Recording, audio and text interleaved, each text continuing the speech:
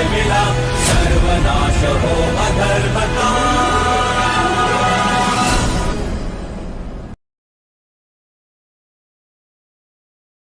तस्मान्नाराम वयम हंतुम धार्तराष्ट्रान् स्वबान्धवान् स्वजनम ही कथम हत्वा सुखिना श्याम माधव। देखिए यहाँ पे माधव शब्द का प्रयोग किया गया भगवान के लिए। विभिन्न नामों से ऋषिकेश, गोविंद, माधव या अन्य नामों से भगवान को संबोधित किया गया है। कहते हैं इसलिए हे माधव, तस्मान्नाराम वयम हंतुम। तस्मात्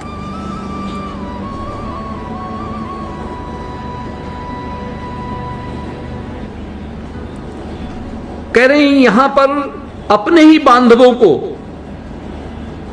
मार करके, ये धृतराष्ट्र के पुत्र है तो हमारे बांधव ही,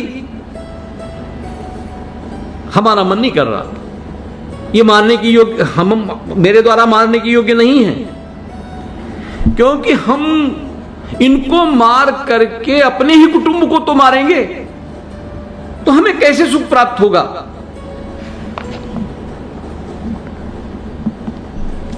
यहां पर अर्जुन के माध्यम से ऐसा लगता है कि भगवान कृष्ण सुख को परिभाषित करना चाहते हैं। सुख क्या है? क्या स्वजनों की हत्या कर कर भौतिक धनादि को एकत्रित करना सुख है? नहीं। उन्होंने कहा तस्मान्नाराम, तस्मात् अरह न अरह, कभी नहीं। अरह माने योग्य, तस्मात् इसलिए ये कभी भी हमारे योग्य नहीं। बया माने हम कह रहे हैं कि अतः ये कभी उचित नहीं होगा कि हम धृतराष्ट्र के पुत्रों तथा उनके मित्रों का वध करें। यद्यपि अर्जुन एवं पांडवों के साथ किस प्रकार का अन्याय कर चुका है ये दुर्योधन, आतताई शब्द का प्रयोग किया है, सारे लक्षण हैं दुर्बुद्धि के, सभी प्रकार से परेशान किया गया है इन्हें, लेकिन इसके बावजूद भी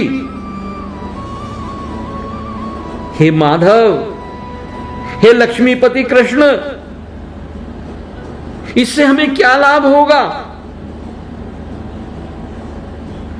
सुखिना कथम हत्वा सुखिना श्याम, अपने कुटुंबियों को मारकर हम किस प्रकार सुखी हो सकते हैं?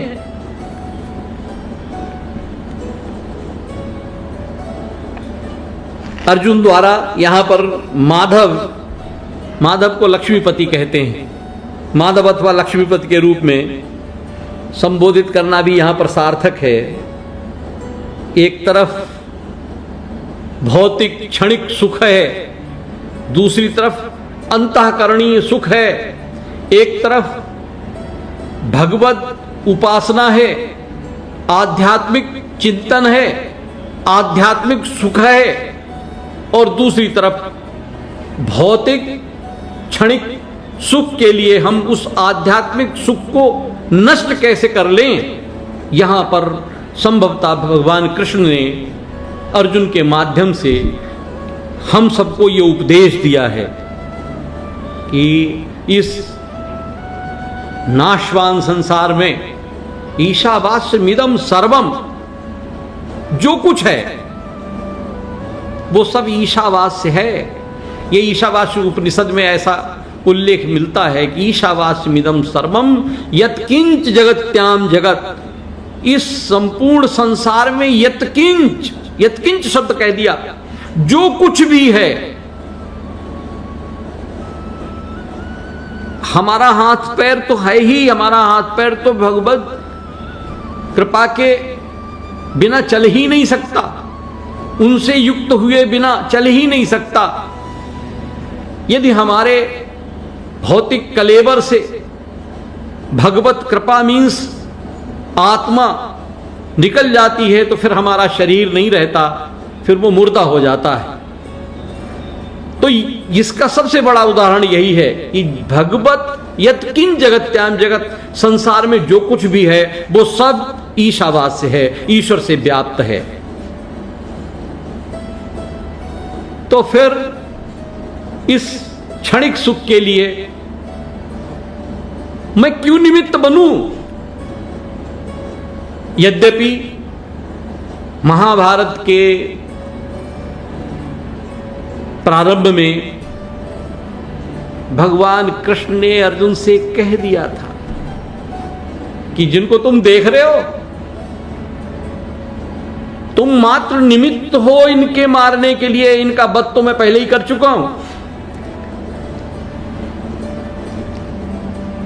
तो यहां पर बहुत अच्छा विश्लेषण किया है उन्होंने कि वास्तविक सुख क्या है, क्या वास्तविक सुख, इसका दर्शन किया गया है कि क्या वास्तविक सुख स्वजनों को मारकर, उनकी संपत्ति को छीनकर क्या वास्तविक सुख मिल सकता है। एक उपदेश भी है यहां, एक दर्शन भी है यहां, जो आजकल इस भौतिक संसार में, इस आपाधापी में एक दूसरे की ना कोई देखता है कि ये पिता है, न देखता है पुत्र है, न भाई है, न मित्र है, और धोखाधड़ी करके दूसरे को का धन हड़प करने का प्रयास करते हैं। इसको, इसका दर्शन इससे बढ़िया और नहीं मिल सकता कि हमको कुछ नहीं प्राप्त होगा। यदि हम जीत भी जाते हैं अपनों को मार करके, यदि हमें कुछ धन मिल भी जाता है, तो फिर हमें कुछ नहीं मिला, हमने सब कुछ खो दिया।